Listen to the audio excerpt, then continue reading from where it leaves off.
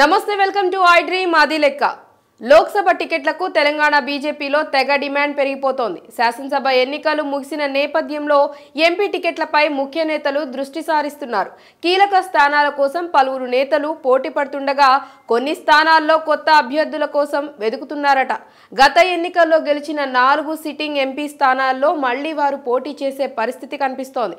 ఇక మిగిలిన వాటిలో మల్కాజ్గిరి లోక్సభ టికెట్ కోసం బీజేపీ ముఖ్య నేతలు తీవ్రంగా పోటీ పడుతున్నారు.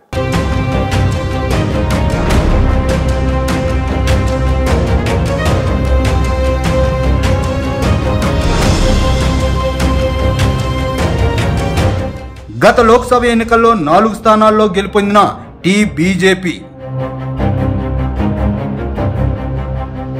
మరిన్ని స్థానాలపై ప్రత్యేకంగా దృష్టి సారిస్తున్న బీజేపీ సీనియర్లు. తెలంగాణలో గత లోక్సభ ఎన్నికల్లో 4 స్థానాల్లో బీజేపీ విజయం సాధించింది. ఈసారి వీటితో పాటు మరికొన్ని స్థానాలపై ప్రత్యేకంగా దృష్టి సారిస్తున్నారు బీజేపీ సీనియర్లు. అత్యధిక స్థానాల్లో ఒకరికంటే ఎక్కువ మంది బలమైన అభ్యర్థులు తమకున్నారని, మెజార్టీ సీట్ల సాధనే లక్ష్యంగా ఈసారి తమ కార్యాచరణ ఉంటుందని ఆ పార్టీ ముఖ్య నేతలు పేర్కొంటున్నారు. శాసనసభ ఎన్నికల్లో 8 స్థానాల్లో గెలిచిన బీజేపీ చాలా నియోజకవర్గాల్లో గణనీయ సంఖ్యలో ఓట్లను సాధించింది. దీంతో లోక్సభ ఎన్నికల్లో అనుకూలమైన ఫలితాలు వస్తాయన్న అంచనాలతో పలువురు ఈసారి బరిలో దిగేందుకు ముమ్మర ప్రయత్నాలు చేస్తున్నారు.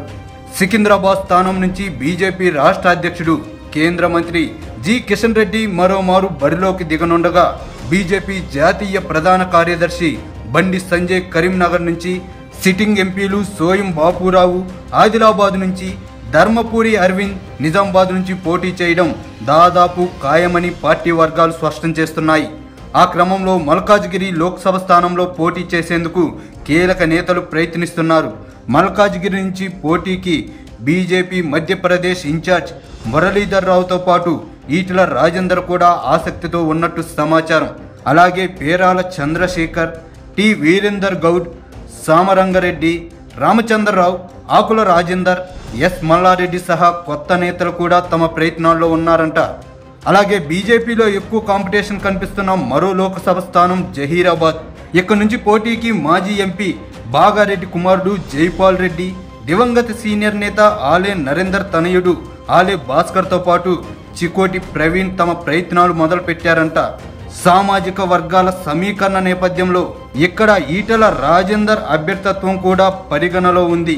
మహబూబ్ నగర్ నుంచి గత లోక్సభ ఎన్నికల్లో పోటీ చేసిన బీజేపీ జాతీయ ఉపాధ్యక్షురాలు డికే అరుణ మరోసారి అక్కడి నుంచి పోటీకి సిద్ధమయ్యారు.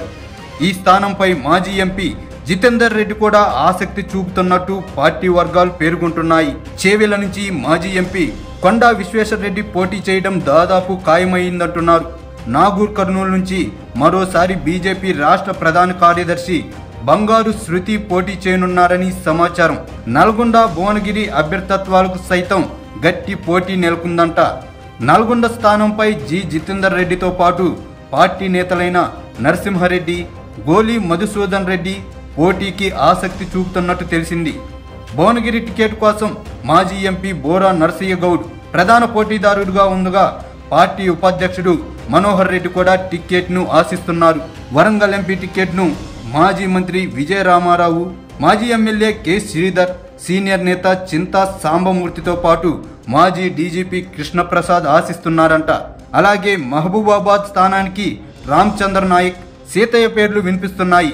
పెద్దపల్లి నుంచి గత ఎన్నికల్లో పోటీ చేసిన బీజేసీఎస్సీ మోర్చా రాష్ట్ర నేత ఎస్ కుమార్నే మరోసారి బరిలో దింపుతారా, లేదంటే కొత్త వారికి అవకాశం ఇస్తారా అనేది తేల్చాల్సి ఉంది. అయితే పెద్దపల్లి ఎంపీ టికెట్ కోసం మానకొండూరు మాజీ ఎమ్మెల్యే ఆరేపల్లి మోహన్ పోటీకి దిగే ఛాన్స్ ఉందంటున్నారు. ఉమ్మడి కరీంనగర్ జడ్పీ చైర్మన్గా పనిచేశారు. 2009 కాంగ్రెస్, మానకొండూరు కాంగ్రెస్ ఎమ్మెల్యే అయిన మోహన్ 2019లో బీఆర్ఎస్లో చేరారు. 2023లో బీజేపీ నుంచి పోటీ చేసి ఓటమి పాలైన సదరు నేత ప్రస్తుతం ఎంపీ టికెట్ రేసులో కనిపిస్తున్నారు. హైదరాబాద్లో గత ఎన్నికల్లో పోటీ చేసిన భగవంతరావు లేదా మరో నేత దిశగా పార్టీ దృష్టి సారిస్తుందంట. ఖమ్మంలో పార్టీ జిల్లా అధ్యక్షుడు గల్లా సత్యనారాయణ, గత ఎన్నికల్లో పోటీ చేసిన రూప్ కిరణ్తో పాటు మరికొందరు ముఖ్య నేతలు బరిలోకి దిగే అవకాశం ఉందని అంటున్నారు. మెదక్ స్థానంపై మాజీ ఎమ్మెల్యే రఘునందన్ రావుతో సహా మరికొందరు ఆసక్తి చూపుతున్నట్టు తెలుస్తుంది. మొత్తానికి లోక్సభ ఎన్నికల్లో టిక్కెట్ల కోసం కాషాయ పార్టీలో మంచి పోటీనే కనిపిస్తుంది ఇప్పుడు.